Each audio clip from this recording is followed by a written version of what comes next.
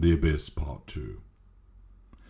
Zinaida became pale, her lips red, almost purple.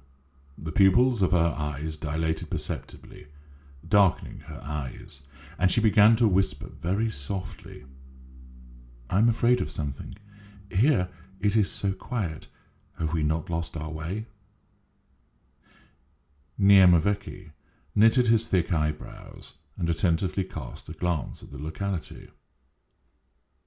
Now the sun had set, and under the fresh breath of the coming night, the road seemed to him bare, the atmosphere cold, and on every side were spread grey, endless fields with low-standing grass, and, as if trampled down, there were spaces full of deep ravines, hollow ways, and sandpits.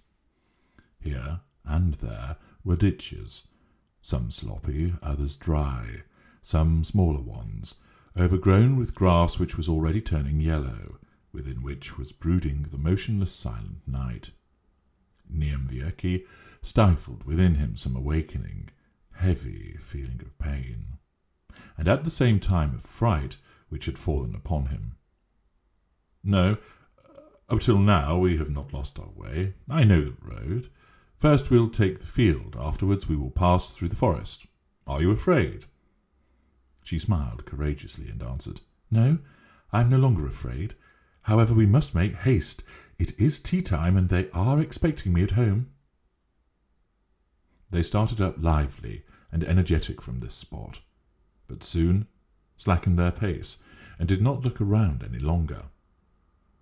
Notwithstanding this, they felt gloomy, anticipating the bare fields beyond. All at once 2 women appeared. They were resting on the edge of a deep miry ditch. One of them was sitting with her feet crossed and attentively looking down.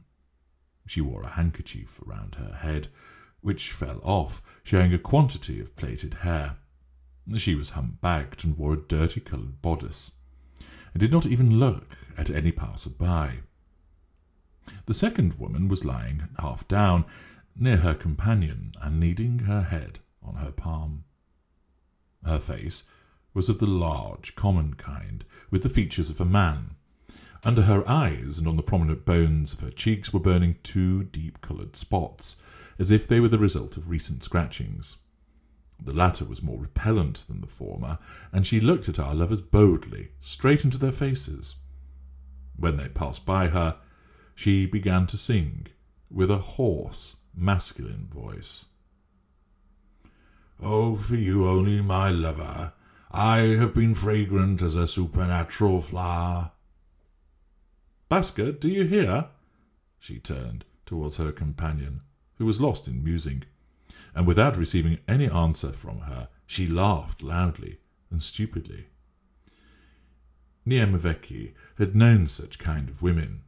However, Zinaida, who nearly touched them with her neat brown dress, experienced something hateful and painful from them, at the same time wicked, and this experience lived for a while in the dark recesses of her soul. But after some minutes this impression wore off like the shadow of a cloud running swiftly over green meadows.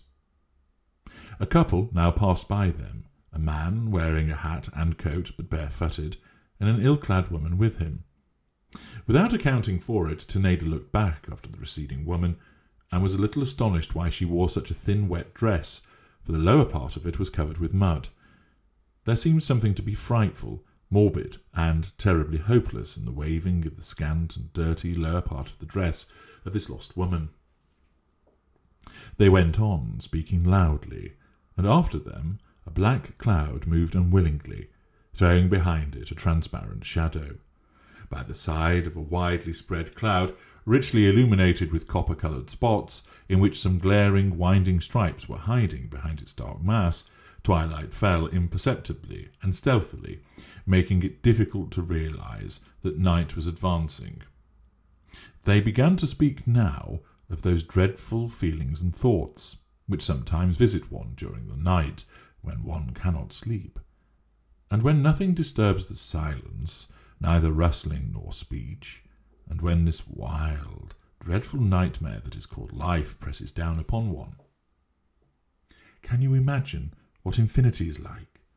Asked Zinaida, touching her forehead with her hand and rapidly twinkling her eyes.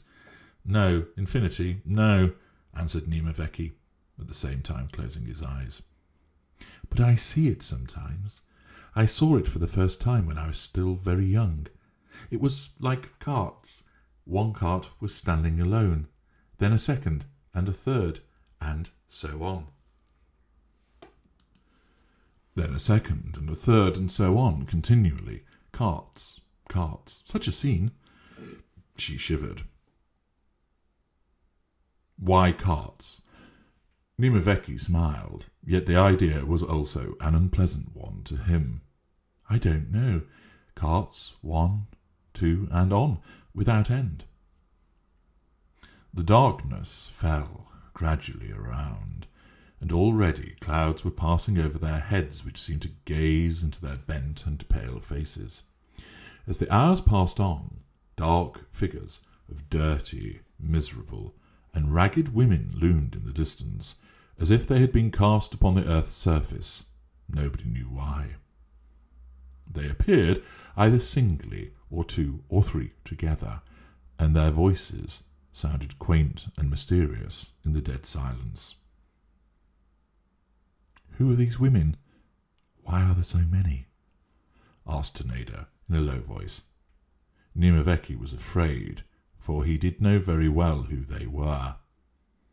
The fact that they found themselves in such an abominable and dangerous locality caused him great mental alarm, but he answered calmly, I don't quite know, but we will not speak about them. See, we shall soon get across the forest, and then comes the turnpike, and then the town. It is a pity we started out so late. He felt inclined to laugh when he said so late, because they had set out at 4 o'clock. Then she looked at him and smiled, upon which he knitted his brow. Then she essayed to comfort and to calm him. Let us walk quicker. I long for some tea. Besides, the forest is quite near. Let us go. They entered the forest, and the tall trees entwining their top branches rendered the avenues very dark. Earlier in the day, the spot, though solitary, would have been very pleasant. Give me your hand, said Nemovetsky. With some hesitation she did so, and her light touch served to qualify the darkness.